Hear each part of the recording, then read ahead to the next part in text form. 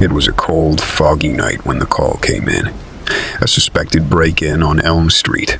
My partner and I flicked on the siren and sped through the darkened streets, apprehensive about what we might find. When we arrived at the old Victorian house, the front door swung eerily on its hinges. I drew my flashlight with one hand and my gun with the other as we entered cautiously. The entryway was dim but undisturbed. Police were coming in, I announced loudly. No reply. We swept room by room, finding no signs of forced entry nor anything amiss until we came to a closed door leading to the cellar. I nodded to my partner, who swung open the door. A loud screech echoed up as a streak of gray fur darted past us and out of sight. Just a frightened cat, it seemed. I shone my light down the stairs. Anyone there? Still no answer. The cellar seemed empty, just some dust and cobwebs visible. But as I lowered my flashlight, a strange sight made my blood run cold. Scrawled on one wall, in what appeared to be dried blood, were the words, "Get out," over and over again. What on earth? My partner breathed. I ventured cautiously down the first few steps, keeping my gun aimed straight ahead. The dark basement held various decrepit pieces of furniture and some old trunks and boxes, but no signs of life. Still, a deep sense of unease washed over me. Something felt very wrong. We searched the house thoroughly, but found no intruders, nor anything to explain the chilling cellar message. I couldn't shake the feeling we were being watched, though. We told the homeowner what we had found and said we would come back to investigate more, then retreated gratefully to the crisp night air outside. Back on patrol, an eerie fog had settled, muffling all the familiar nighttime sounds. As we drove slowly through the mist, I replayed the bizarre scene in my mind. What could it mean? My thoughts scattered when suddenly a dark figure darted out right in front of our car. I slammed the brakes just as the person turned toward us. For a split second in the headlight's beam, his face seemed to shift strangely. Then he was gone, vanished into the fog as quickly as he'd appeared. We jumped out to search the area thoroughly, but found nothing. Unease prickled over me. My partner met my eyes grimly. "Let's get back to the station," he muttered. I couldn't agree more. Later, in the safety of the station, we scoured through files of strange cases. People gone missing, past incidents at the house. The more I pieced together, the more a dark tale emerged of bizarre deaths and ghostly legends around the old Victorian house dating back more than a century. As the night wore on, I couldn't ignore the nagging feeling of being watched from the shadowy corners of the station. Sleep felt impossible. Every small sound put me on edge as that night replayed over and over in my mind. Had that shifting face in the headlights been real or some strange trick of light and fog? Or had it been something unnatural?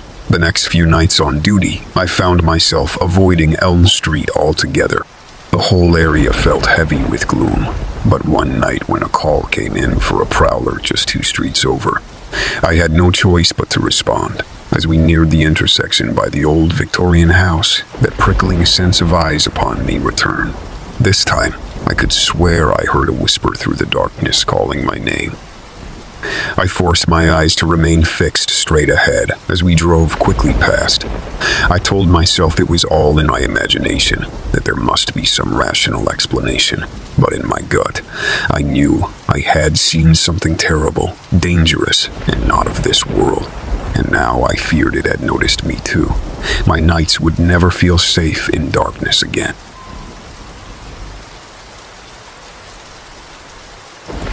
You never really get used to it. Seeing things on this job that shake you to your core. I've been a cop for over 20 years and have my fair share of chilling memories.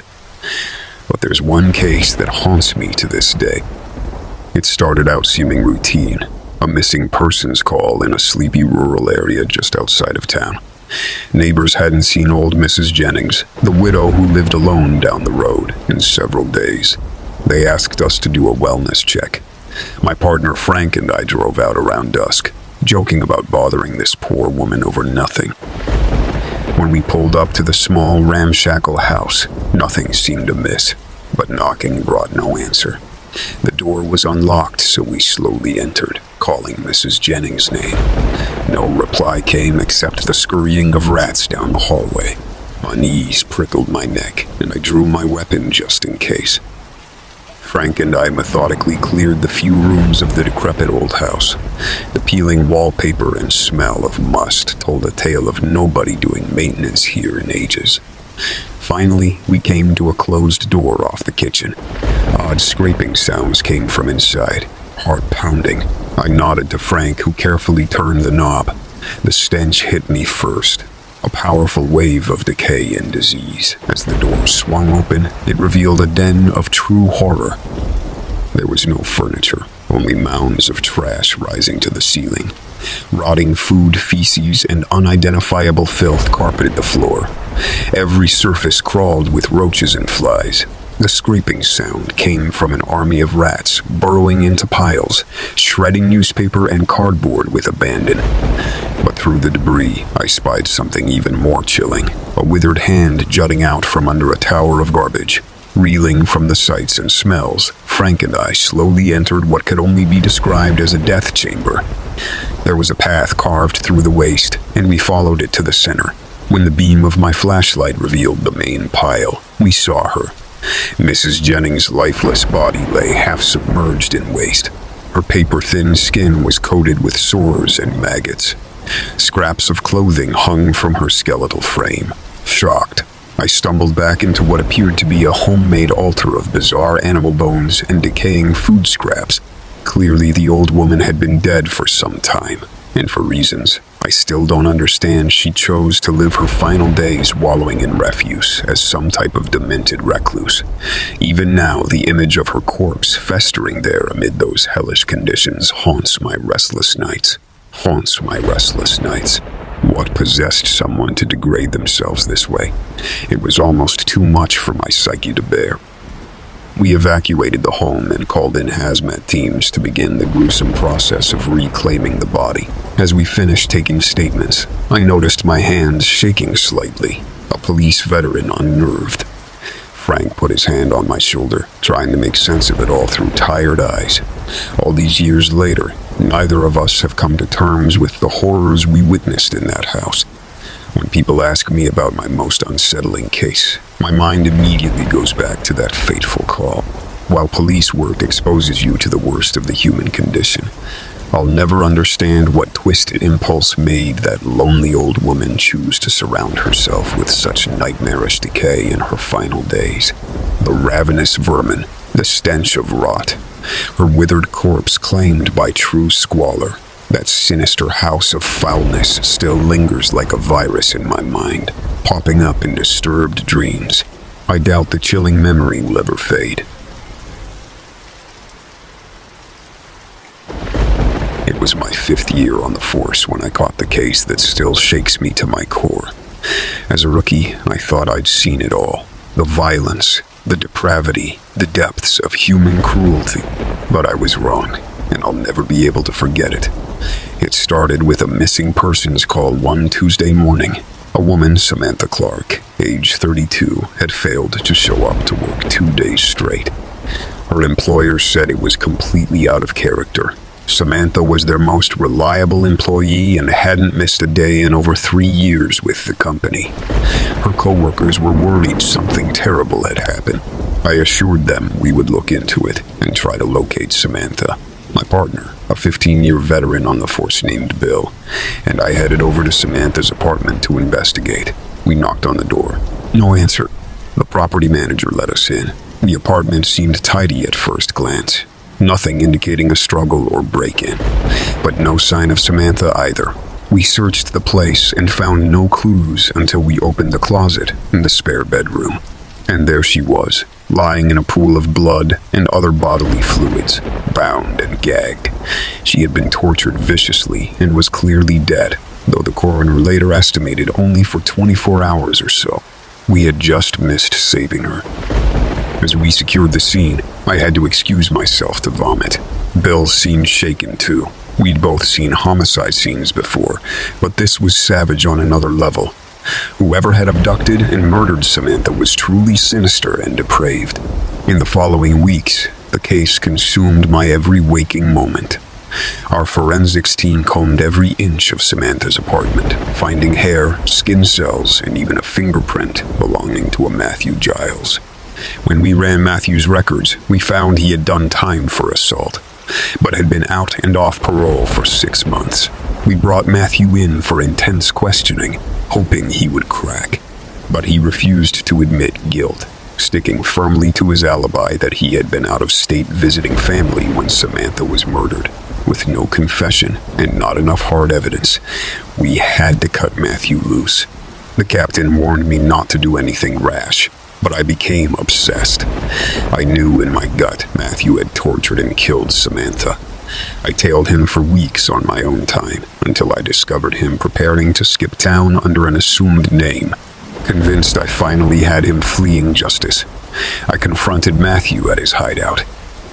At first he tried denying it, claiming he was just getting away for a while, but I refused to back down. Finally, he snapped. He confessed to killing her as if bragging, describing every horrific act of his with perverse joy. Then he attacked me. We struggled violently until I managed to get my gun on him. I still vividly remember staring down at Matthew's psychotic grin as I aimed at his chest. He seemed disappointed when I lowered my weapon and arrested him instead of shooting him dead. Bringing him to justice the right way was more important, I reminded myself. Still, part of me wishes I had killed him and saved the families from the painful trial. In my dreams, sometimes I did. Samantha's case has stuck with me after all these years. It reminds me that true evil walks among us, hiding behind seemingly normal faces.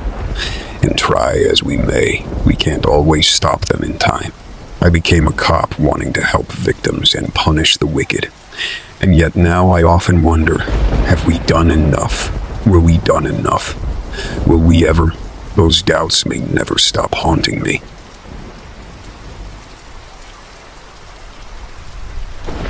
It was a Tuesday night when the call came in.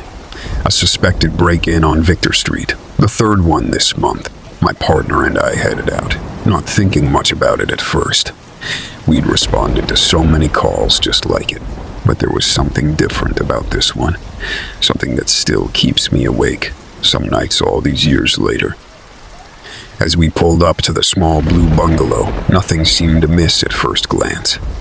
The neighborhood was quiet, with residents tucked away in their homes for the night, but the front door swung wide open, the first sign of trouble.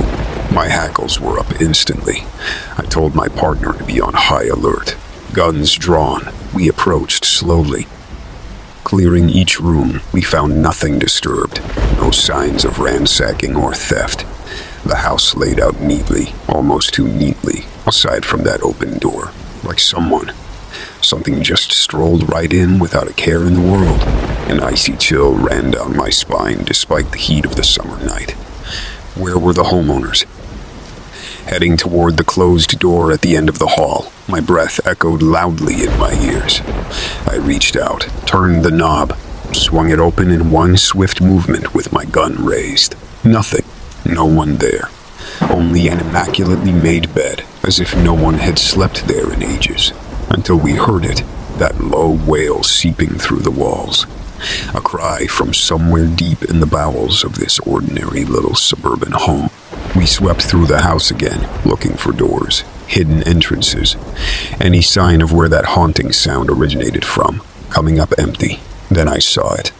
A seam in the living room wallpaper barely noticeable unless you knew where to look.